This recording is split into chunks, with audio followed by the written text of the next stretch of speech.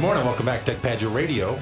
January 2nd, 2011 edition. We call this Hour 2, and today that's broadcasting from noon until 1. Starting next week, noon till 1 is going to be our Hour 1. Yeah. If you can keep all that stuff straight, people, I don't know how you do it. But if you're able to listen live right now, just know that next week you should listen at this very same time.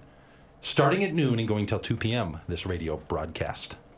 We'll be on the air here at AM 950, and this is what we call religious radio that's not quite right. If you know the rhythm of the show, you know that very often in this segment, the first part of Hour 2, we try to have on a guest who we can talk to for a while. We can talk to for a whole half an hour. In radio time, it's not really half an hour in live time, but, it goes from 12 to 12:30 once you get the news and the breaks in there. Your little update from the Milwaukeean tribe and others who sponsor the radio station. A little filler. Well, we're joined by August Berkshire, and I mentioned earlier that August has the greatest name ever. I get stuck with Doug, and you get August Berkshire, which is just not fair. So we should be talking to our parents about that.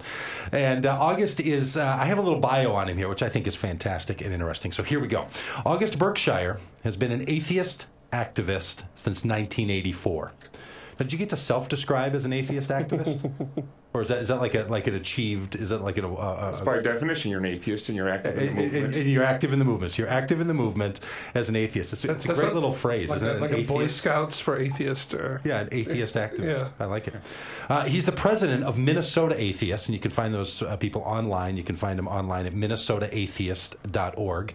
And also over there at Facebook, on facebook.com/Minnesota Atheist. He's also the past vice president of Atheist Alliance International and is on the Speakers Bureau for the Secular Student Alliance. He's written a number of pamphlets on atheism, which are available at augustberkshire.com.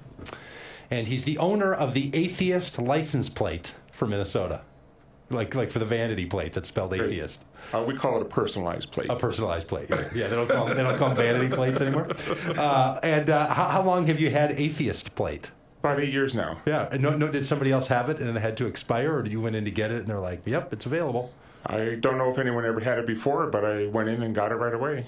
Great. And he also says that he's proud to be listed in the reference book "Who's Who in Hell." Yes, and it's a very thick book. It is, like a lot of people. A lot of us are going to hell. And you made it in there. How does somebody get it? I mean, I'm on a couple of websites for that stuff, but I never make it into a printed book. Well, liberal Christians like you might be in there. Is that right? You might not be pure enough. Oh, definitely. You're in there, dude. Really? Yeah. Well, let's look it up. Let's see if we can get a copy. Okay. Because, you might need to bring that with you into some sort of afterlife discussion. All right, so here's the deal. The Minnesota Atheists, they have a radio program here on the same station. They're on in the mornings from 9 until 10. Right. And I think that we should have a regular conversation between that program and religious radio that's not quite right on the show. So August and I have said we're going to try to make this a regular bit. And we're also, in 2011, going to have the rabbi back on. I was really bad at having the rabbi on at the end of 2010. Yeah. I don't know why. It was just bad scheduling. So we're going to try to have the rabbi on. We're going to try to have a Muslim... Well, they're operating on a different calendar. That's right. Yeah. He's already well in the new year, and I'm late in the new year, and we got a whole bunch of confusion around that. All right, so August and I have decided that we should have conversations together about how could Christians and atheists talk to each other in better ways.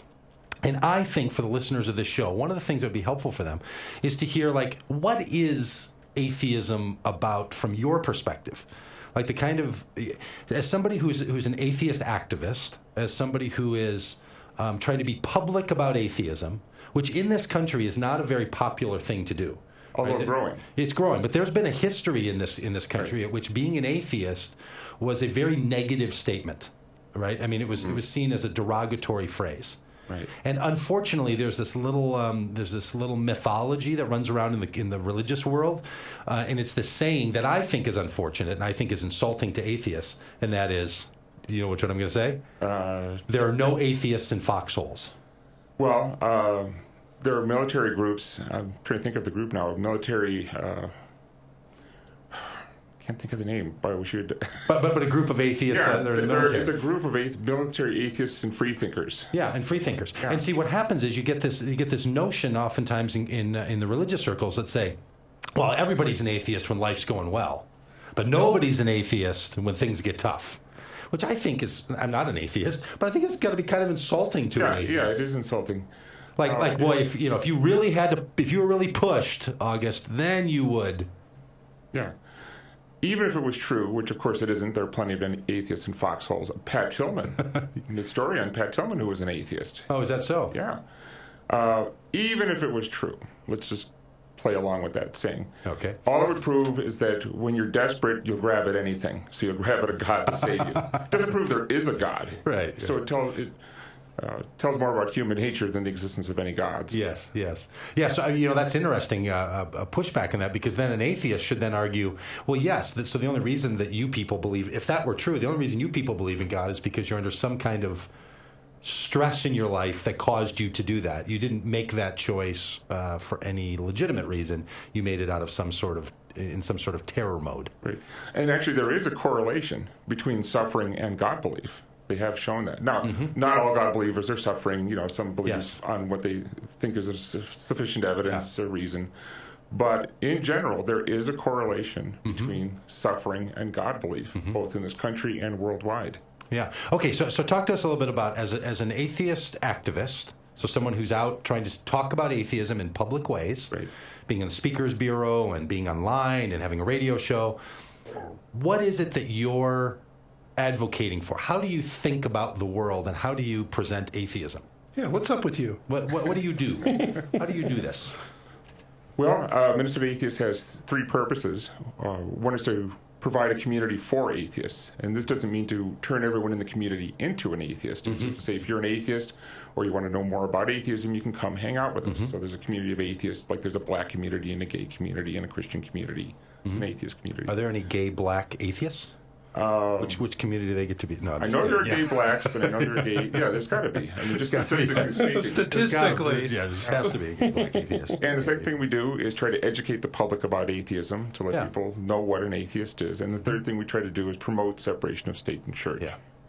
So atheism basically starts as just a lack of belief in any gods, because we don't see any evidence, don't see any reason to believe. So we don't believe in any gods, and by extension, most of us don't believe in anything supernatural. Yeah.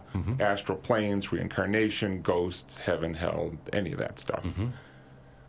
So where do we go from there? Yeah. Because that's telling you what we don't believe in. What do we believe in? Well, when you don't believe in the supernatural, what's left is the natural world. Yes. So we look at the natural world, and we look at things that historically had been ascribed to gods, like where did earthquakes come from? Oh, some gods are shaking the ground. Well, no, we use science. That method was called revelation, and it didn't work very well. So we use the method called science to find out the real answer for this God of the gaps. And so we find out, about plate tectonics. Yeah, and use a little phrase there called the God of the gaps. And in anthropological study, they've realized that human beings in the last 5,000 to 8,000 years of organizing in societies have tended to attribute to gods things they can't otherwise explain. Right. And that's what the God of the gap means. The gap between what you know happens and why it happens and those things you don't know, that you have to explain that somehow, so gods become the... Yeah, there's a gap in your knowledge. And so you just say God did it. But we're never told what this God is, what it's composed of, and we're never told what mechanism this God uses to accomplish it. So if you believe, as people used to believe, that God caused lightning or earthquakes or disease, well, how? How does God do it? We're never told. It's just, magic, retribution, anger, whatever. That God operates in God's own ecology and can do whatever God wants. In mysterious ways. In mysterious ways. And when you start investigating those mysterious ways, they're not ways at all in science. Yeah, they become less mysterious. When I was in college, I was an anthropology major, and I read a book called Witches, Something and Something Else. And basically it was an anthropological look at the Old Testament God requirements of people. And this book argued all of those requirements made sense for how people would live at a particular time, like the Jewish community, as a nomadic population. So circumcision made sense, and not eating certain foods made sense, and not mixing your fibers made sense. Like there were real, legitimate reasons, not just the God is finicky and doesn't want to see that blended fiber. There were these reasons. And the book was sort of arguing, so therefore we can see there wasn't actually God saying to do that, because we know that there's a good reason not to do it. And what I'd love to talk about in the second segment is, does that really make sense, though? Because why do we have to only have a God idea where God does the mysterious and not the normal? Like how come you couldn't, and this is one of the things I think that a lot of Christians get frustrated with atheists, is not every Christian just uses the God of the gap theory. Right. Right? Like, I don't think there's a God because I can't explain why the sun rises, you know, or that God's only telling me things that don't have any good purpose for them, that kind of thing. So I think in the second segment, that would be an interesting bet. So, okay, let's get back to what else atheists are doing in the positive side. Right. So when you don't believe in anything supernatural, there's no supernatural intervention, no God going to help you. Yeah. Who's left to help you? Well, we're left. Yeah. We have to help each other because there is no divine intervention that we can detect. Yeah. So humans helping each other, and that maybe is a way that atheists and Christians and other religious people can relate to each other, helping one another. It is in the creeds of a lot of religions that we're all God's children, we should help one another, et cetera, et cetera. Of course, the atheists would say we're all nature's children. Yes. But we're here, we're one species. We've got to extend our notion of the tribe from beyond biology or our biological unit or the small city or the state to encompass the entire human race has to be our tribe. Yeah. Because see, we and are I think so that's interconnected. such a place of connection between the kind of Christians that I hang around with and want to hang around with, and people of other religions as well, who see that we're all humanity's children. Right. Right? Like, every one of us that I've ever met knows that there was a mama and a daddy back there somewhere, right? Like, none of us sort of came out of nothing.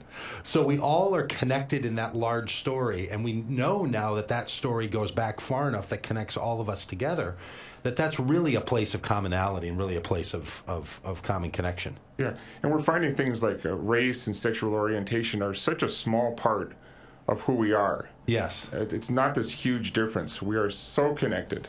Yeah, I think that's interesting, because what I'd love to also talk about in the second segment, and I just hope we have enough time for all this, is what the things that people used to be afraid that atheists would provide, I think now are the solutions to a lot of the religious problems that we have. So I think atheists are the I'm solution. sure August thinks that too. Not the problem. This is Doug Badger Radio, religious radio that's not quite right on AM 950. We'll be back here after the people who pay for the programming tell you what they think is important as well.